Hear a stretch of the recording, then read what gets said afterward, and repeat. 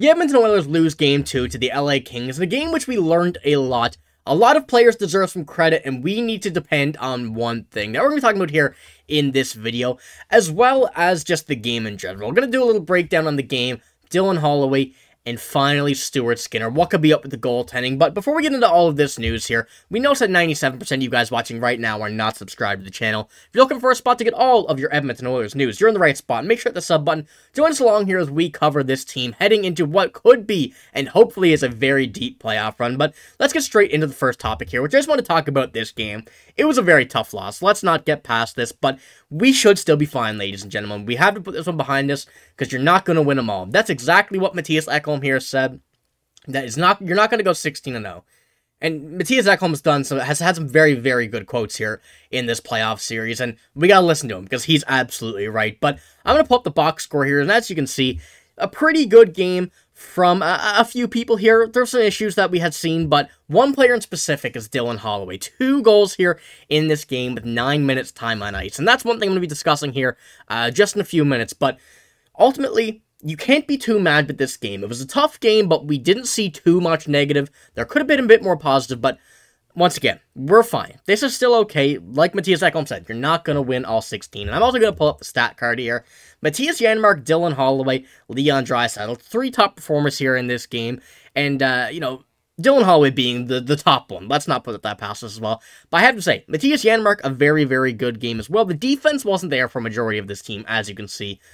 In the purple, a lot to the left, a lot in the situations where you don't want them. However, a lot of that is because of just being on the ice for a goal, so we're not going to focus on that too much. But this is a game that we learned a lot. You know, there's a lot of things that the Oilers can take away from this game for being a positive, and some things that we might need to fix here ahead of Game 3. But I'm going to talk about the first one here, being Dylan Holloway. Or, sorry, this wrong there. Dylan Holloway. Is more ice time coming from him? This is really one thing that I've seen, really the main focus after this game, or the main reaction from just about everybody here. And this is from the Edmonton Journal, I believe.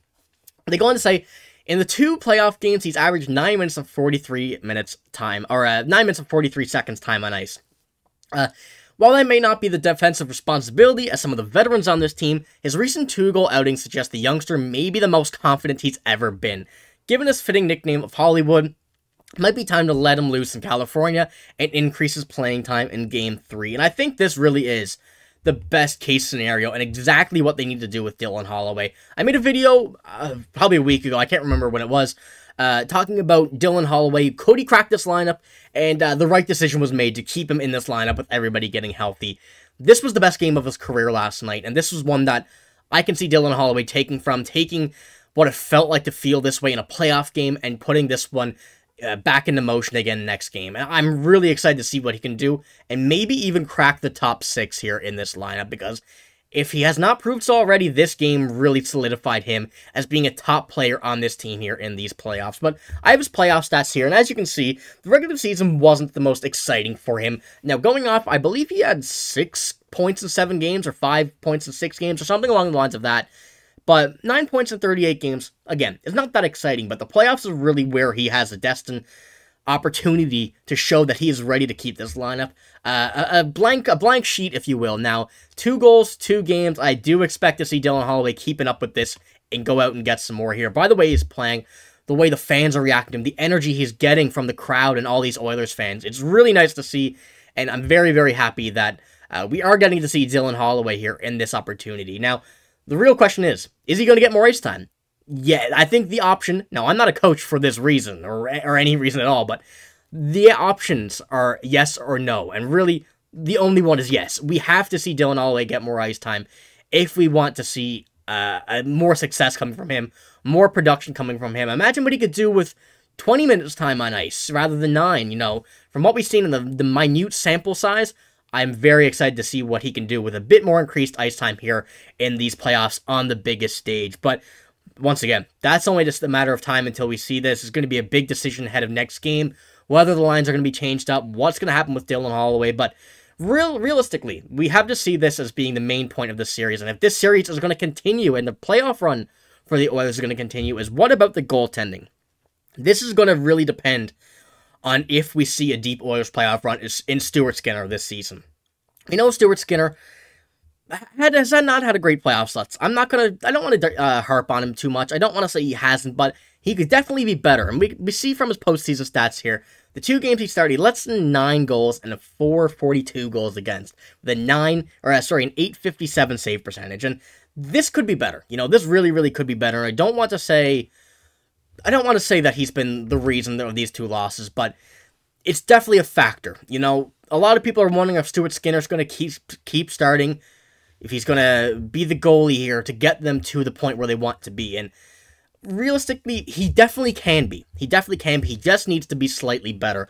And with all the questions surrounding him, whether he will start the next game, whether he will, bounce back in this series, Kris Knoblauch had this to say about him. He says, "I've seen him take ownership and accountability and come out really solid and play superbly.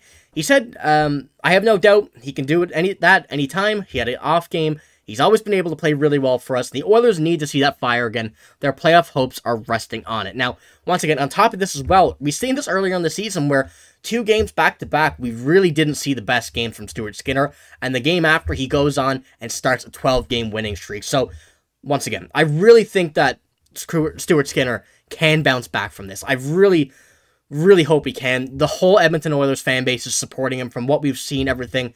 There's been no blame on him at all. All of the support has been amazing.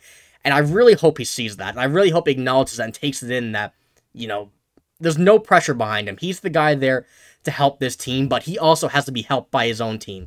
It can't be just on him, and it can't be just on the forwards. This team has to work together to be able to put in a deep playoff run, and all signs that we've seen from this team, everything they've done this season, everything they've done last season, everything so far in these playoffs have shown that they can, and they absolutely will go on a deeper playoff run than just this series. I'm very, very much hoping that that is the case. This is a great opportunity, and Stuart Skinner, I really hope that he puts this behind him. Once again, the same happened earlier this season, and he can do it again. I have no doubt in my mind that Stuart Skinner come out here, but it's going to be a very interesting next game to see what they do. On the goaltending side of things, likely, my opinion, should still be Stuart Skinner.